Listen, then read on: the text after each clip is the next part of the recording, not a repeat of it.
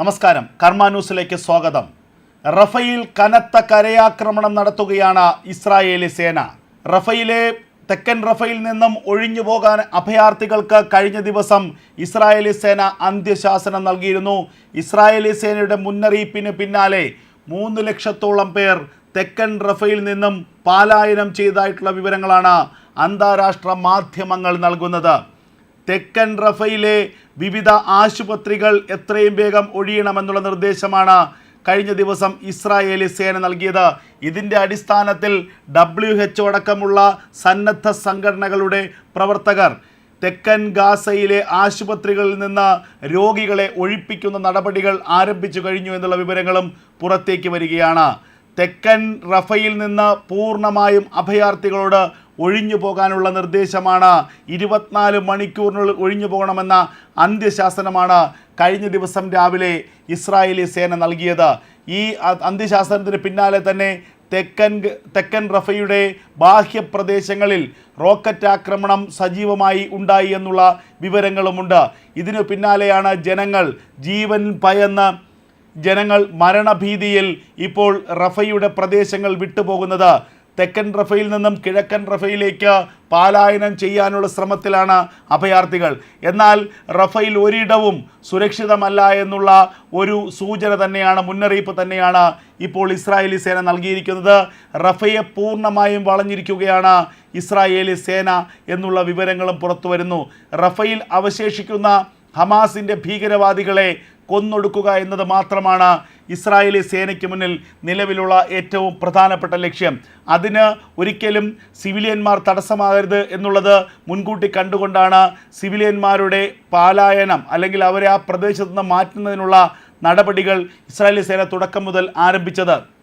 കൃത്യമായ ഒരു സമയപരിധി നൽകുന്നു പാലസ്തീനികളോട്, അഭയാർത്ഥികളോട് ആ പ്രദേശം വിട്ടുപോകുവാൻ. ഇത് അറിയിച്ചുകൊണ്ടുള്ള ലഘുലേഖകൾ ആകാശമാർഗേണ അവിടെ വിതരണം ചെയ്യുന്നു. അഭയാർത്ഥി ക്യാമ്പുകളിലേക്ക് ഇസ്രായേലി സേനാംഗങ്ങൾ തന്നെ ഇത്തരം അറിയിപ്പുകൾ എത്തിക്കുകയാണ്.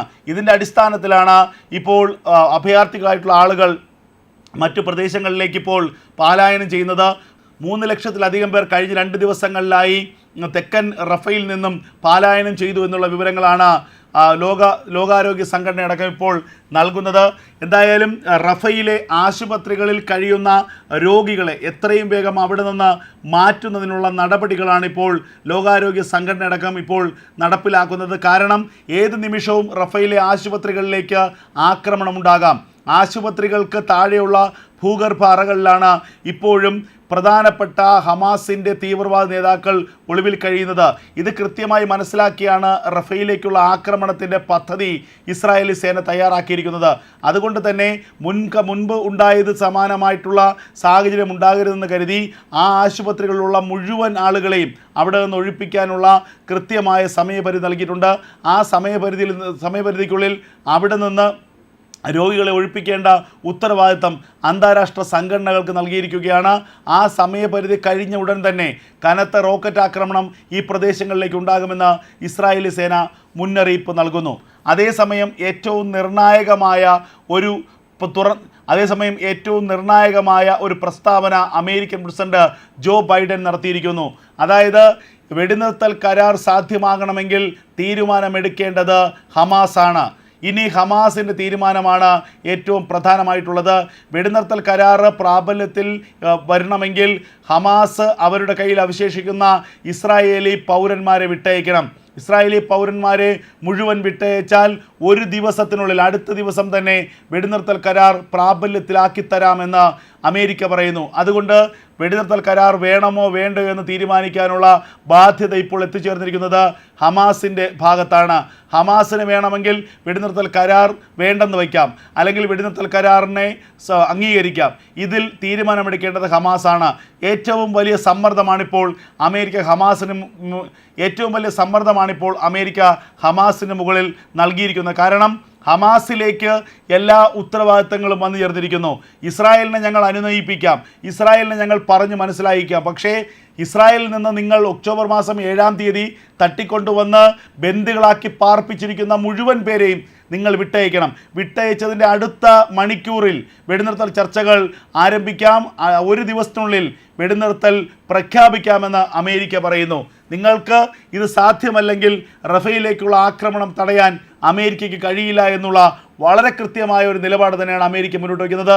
കഴിഞ്ഞ ദിവസങ്ങളിലൊക്കെ തന്നെ അമേരിക്കയുടെ നിലപാട് സംബന്ധിച്ച് ആശയക്കുഴപ്പങ്ങൾ ഉണ്ടായിരുന്നുവെന്ന് മാധ്യമങ്ങൾ റിപ്പോർട്ട് ചെയ്തിരുന്നു. അപ്പോഴും കൃത്യമായി അമേരിക്കയെക്കുറിച്ച് അറിയാവുന്ന നയതന്ത്ര വിദഗ്ധർ പറഞ്ഞിരുന്നത് അമേരിക്ക പൂർണ്ണമായും ഇസ്രായേലിനെ പിന്തുണയ്ക്കും. റഫേലെ ആക്രമണത്തിൽ അമേരിക്കയുടെ പിന്തുണ ഇസ്രായേലിനുണ്ട്. അല്ലാത്ത പക്ഷം ഇസ്രായേൽ ആക്രമിക്കില്ല. പിന്നെ അന്താരാഷ്ട്ര മാധ്യമങ്ങളെയും അതുപോലെ തന്നെ ലോകാരോഗ്യ സംഘടനയടക്കമുള്ള ഐക്യരാഷ്ട്ര സംഘടനയടക്കമുള്ള സംഘടനകളുമൊക്കെ പറ്റിക്കാൻ വേണ്ടി അമേരിക്കയുടെ പ്രതിരോധ സെക്രട്ടറി അല്ലെങ്കിൽ അമേരിക്കയുടെ പ്രതിരോധ വക്താക്കളുമൊക്കെ ചില നിലപാടുകൾ വ്യക്തമാക്കും. അതൊക്കെ തന്നെ തന്ത്രങ്ങളുടെ ഭാഗമാണ്. ഒരു ഘട്ടത്തിലും അമേരിക്കയുടെ പിന്തുണയില്ലാതെ ഇസ്രായേൽ ഇത്തരമൊരു ആക്രമണത്തിന് മുതിരില്ല.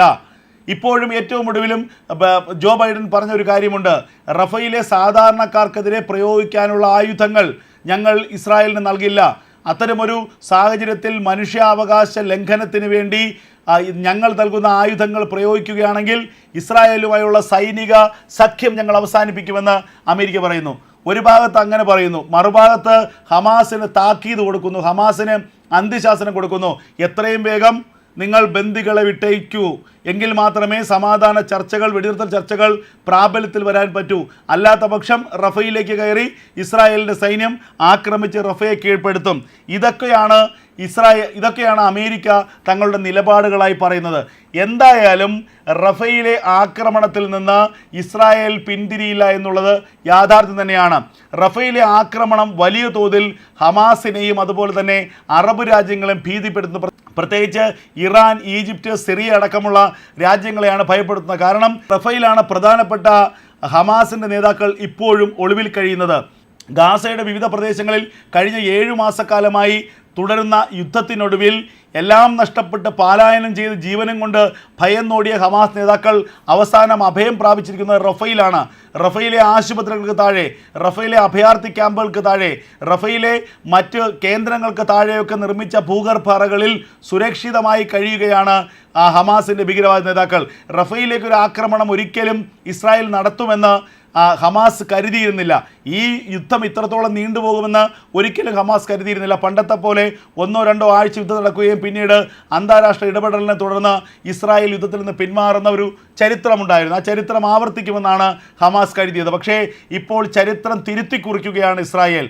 ഇനിയൊരു യുദ്ധത്തിനുള്ള കെൽപ്പ് ഹമാസിനുണ്ടാകരുത്. ഈ യുദ്ധം ആരംഭിച്ച ശേഷം ഏകദേശം ഗാസയിൽ മാത്രം 20-ലധികം ഹമാസിൻ്റെ ബറ്റാലിയൻസിനെ പൂർണ്ണമായും തീർത്തുവെന്നാണ് ഇസ്രായേൽ സേന അവകാശപ്പെടുന്നത്. ഇനി അവശേഷിക്കുന്നത് 4 ബറ്റാലിയനാണ് ഹമാസിന്. അവ നിലനിൽക്കുന്നത് റഫയിലാണ്. ആ റഫയിലെ 4 ബറ്റാലിയനെ കൂടെ പൂർണ്ണമായും ഇല്ലാതാക്കിയാൽ ഹമാസിനെ എന്നേക്കുമായി ഈ ഭൂമുഖത്ത് നിന്ന് ഉന്മൂലനം ചെയ്യാമെന്ന് ഇസ്രായേൽ കണക്കൂട്ടുന്നു. ഇസ്രായേൽ എന്ന രാജ്യത്തിൻ്റെ കണക്കൂട്ടലിനനുസരിച്ച് തന്നെയാണ് കാര്യങ്ങൾ ഇതുവരെ മുന്നോട്ട് പോയിട്ടുള്ളത്. അതുകൊണ്ട് തന്നെ അമേരിക്ക നൽകിയിരിക്കുന്ന ഒരു മുന്നറിയിപ്പ് അത് ഹമാസിനെ സംബന്ധിച്ച് ഏറ്റവും നിർണായകമാണ്. ഇന്ന് രാത്രിയോടുകൂടി കയ്യിലുള്ള ബന്ദികളെ മുഴുവൻ വിട്ടയക്കാൻ ഹമാസ് തയ്യാറായാൽ റഫയിലെ ആക്രമണം നിർത്തി വെടിനിർത്തലിന് ഇസ്രായേലിനെ തയ്യാറാക്കാം, സജ്ജമാക്കാം, അനുനയിപ്പിക്കാമെന്ന അമേരിക്കയുടെ നിലപാടുണ്ട്. അതിന് സാധ്യമല്ലെങ്കിൽ റഫയുടെ ഗതിയും ഗാസയുടെ ഗതി തന്നെയാകും. റഫയിലെ സിവിലിയന്മാരെ പരമാവധി ആ പ്രദേശത്ത് നിന്ന് ഒഴിവാക്കിക്കൊണ്ട് ഹമാസിനെ പൂർണ്ണമായും തീർക്കാനുള്ള വലിയ പരിശ്രമത്തിലാണ് ഇസ്രായേലി സൈന്യം. കഴിഞ്ഞ ഒരു ദിവസം കൊണ്ട് മാത്രം 14ഓളം ഹമാസ് ഭീകരവാദികളെ റഫയിൽ വെടിവെച്ച് കൊന്നു എന്നുള്ള അവകാശവാദവും ഇസ്രായേൽ സൈന്യത്തിൻ്റെ ഭാഗമായി പുറത്തു വരുന്നുണ്ട്.